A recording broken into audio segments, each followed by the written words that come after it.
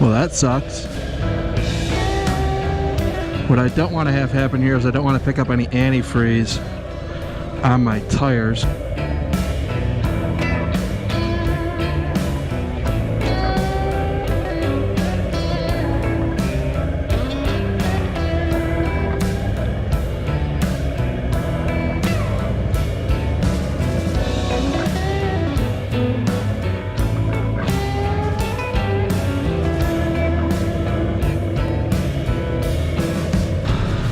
Hey guys, thanks for tuning in. If this is your first time checking in, please click that subscribe button down below, and remember, likes go a long way to help support the channel. So getting a motorcycle has kind of got me into some other things that I really didn't even think about, to be quite honest with you, and a lot of that is working on the bike. If I can do something myself, I'm certainly going to do it. I don't really like paying mechanics for wrenching on things that I can do myself. Pretty much before I go in for any sort of service, I pretty much ask, like, oh, okay, what's involved in it? Can I do it myself? And you know, what tools are necessary? And that over the years has actually kind of got me a pretty nice tool collection, and I kind of enjoy doing it. Now with a motorcycle, being new to it, there's kind of new things I really didn't even think about. And one of those things is the spokes on these wheels need to be torqued every few thousand miles, or checked for torque. So I decided that I was going to tackle that task on this bike myself. And that took me to, well, forums and Amazon to kind of start pricing up those tools. So what I had to do was, first of all, I needed a lift for the bike. And I started looking at lifts, and man, there is some sketchy stuff out there that I personally would never buy. You know, I didn't go crazy with it. I kind of started looking at some hydraulic lifts, and you know, I would love to review some of them and stuff, but kind of overkill for what I was looking for. You're not saying that I won't do it in the future, but so I just wanted to get kind of a mechanical scissor type jack that I could use to pick this bike up. And one of the things that I look for when it comes to jacks in general is, if you're not going to use jack stands, you really need to make sure that the jack you have it on is going to hold everything on its own. I found a lot of these jacks just don't have any safeties. So the one jack I found, which is this LiftMaster, which I believe holds like 1,100 pounds. This bike is only 700 pounds, so I'm well under that weight limit. Do not go to the maximum weight when it comes to jacks. Just kind of stupid. If you're going to trust your life on something, make sure that it can hold what it is you're actually lifting. And the reason I went with this LiftMaster jack was because it has this safety pin. So once you get the bike up in the air, you don't want that screw being the only thing that is going to hold that bike up. If that thing strips out for whatever reason, you're going to have 700 pounds coming down on you probably when you least expect it, and you could seriously get hurt. This is, again, the LiftMaster. You can find it in the link down below. It does come with a little wrench for turning it and getting the jack up and down. I prefer to use a socket. That's what I did, and it was really good. The only thing I had to do with it was, it comes with these little risers that are supposed to go up underneath the jack and go up underneath your frame, but my bike is too short for that to work. It's too close to the ground. So what I did was I went to Lowe's and found the cheapest welcome mat that I could find, which it is going into October today, so I was luckily able to find a 4th of July floor mat for, I think, $2. And I took the rubber off of that mat, ripped the design off of it, and I used a rivet gun that I already have, riveted it to this lift, and there you go. Now there is a piece of rubber between my frame and the metal lift to prevent from, you know, scuffs and stuff like that. Now the spoke torque wrench that I went with is this Tusk Wrench, and I got that off of Amazon as well. Link in the description down below.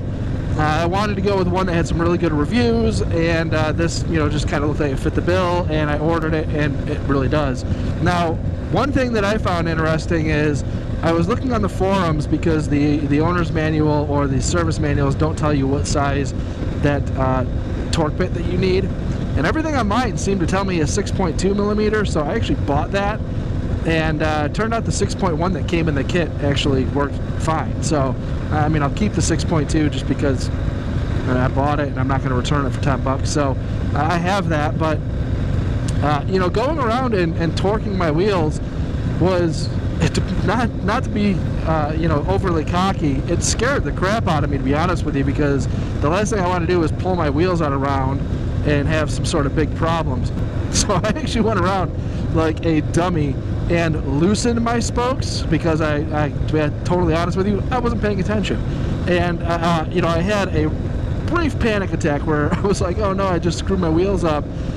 So I went back around and tightened everything down to the 55 pounds that my spec calls for, and it was fine. The wheels are fine. There's no vibration. I didn't pull them out. And that's what the nice thing about using the torque wrench as opposed to just a spoke wrench and kind of feeling for tight is with the torque wrench, you really, I don't think, I'm kind of saying this with my shade tree engineering degree, that you really can't pull your wheels out of round as long as you're torquing them to the spec. As long as they're all 55 pounds all around, theoretically, unless you've really screwed things up, it should pull back into round. So I had no problems. I was able to go around and tighten them down. And the quality of this torque wrench, you know, I would recommend it. I thought it was a really good deal for what it is, and really high quality. The other tool that I had to buy that kind of never even really thought about before I owned this bike was a belt tensioner, basically a tool to check the belt tension. And I found this little cheap one off of Amazon. Again, link in the description down below. Just a little tool. You push up on the belt, it applies 10 pounds of force, and then there's a little window that you look in, you know, on the Harleys in particular, that will show you the amount of deflection. Mine is within spec with 3,000 miles on it, and you know, good to go. So just some cool you know, new tools that I was able to add into my collection. Again, things I never really thought about, and things that might have cost me a couple $100 to buy, but over the course of the bike will pay for themselves probably tenfold. And you know, it's just something that I don't mind going down on a Saturday and wrenching on the bike for an hour and going through and being able to just check things to make sure that it's in spec. Those are just kind of some cool things I just wanted to share that I've recently added into my collection. And to go back to the jack, you know, I was a little bit, to be honest with you, thinking it was going to be a little bit dicey, and it really held up well. I was surprised how sturdy this bike was sitting up, you know, suspended on this jack. It was really, really sturdy, very trustworthy. Again, I wouldn't mind testing and really getting my hands on one of these hydraulic jacks and kind of putting those through their paces. A little bit overkill for what I need, but I would like to get my hands on one and maybe test and see if it's something that I would recommend to my viewers to say that if it was worth the money or not. If there's any tools that I'm forgetting or something that you guys have that you recommend, just shoot a link in the comments down below. I'd like to take a look at some of this stuff. I do enjoy and kind of geek out on some of this new stuff that I've never, you know, had, stuff that maybe it's been around forever. And let me know what you guys use, and you know, some of the maintenance routines and things that you go through. You know, just drop them in the comments down below. Another thing I recommend to anybody that's watching, that especially if you live in an apartment type situation or like a condo situation where maybe you don't have an air compressor hooked up or readily available, this little slime air pump that I bought has worked out really, really well. It hooks up to the battery tender port on the bike, and again, this is something that is just, I've used it pretty much every 2 weeks. I probably have to put air in the tires. I like to keep a track of the air pressure. I actually have these little Bluetooth sensors on the valve stems themselves that I've been using to monitor tire pressures, and those also work out really cool. So these are just some cool things I've been kind of getting into and exploring as I get into my biking. So again, I thank you very much for watching. If this is your first time tuning in, click that subscribe button down below. Remember, likes go a long way to help support the channel, and we will see you next time.